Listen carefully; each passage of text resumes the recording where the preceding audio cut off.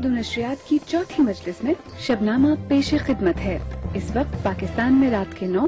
بھارت میں 9:30 اور متحدہ عرب امارات میں رات کے 8 بجے ہیں۔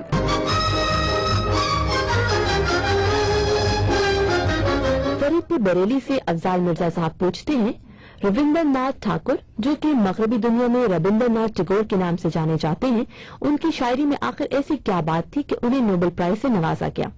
مجھے تو گیتانجلی میں ایسی کوئی خاص بات نظر نہیں آئی۔ ٹیگور کے مقابلے میں علامہ اقبال کا کلام کہیں زیادہ زوردار اور مؤثر ہے، لیکن انہیں غالباً سیاست کی دین چڑھا دیا گیا اور نوبل انعام سے محروم رکھا گیا۔ افضال صاحب، ٹیگور کو 1913 میں ادب کا نوبل انعام ملا تھا۔ علامہ اقبال اس کے 25 برس بعد تک زندہ رہے، لیکن ان کا نام ایک بار بھی نوبل انعام کمیٹی کے سامنے پیش نہیں کیا گیا۔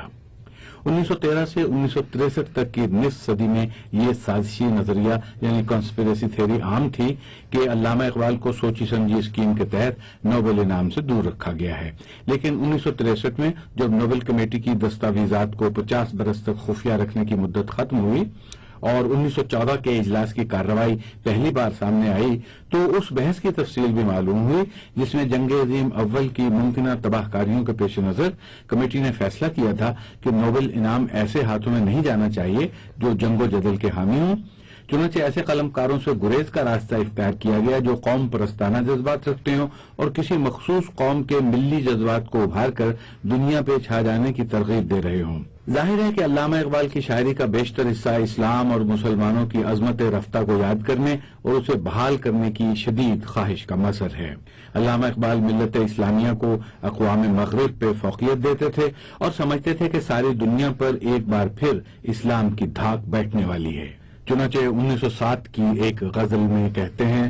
دیار مغرب کے رہنے والوں، خدا کی بستی دکان نہیں ہے، کھرا جسے تم سمجھ رہے ہو وہی زرے کم عیار ہوگا، نکل کے صحرا سے جس نے روما کی سلطنت کو الٹ دیا تھا،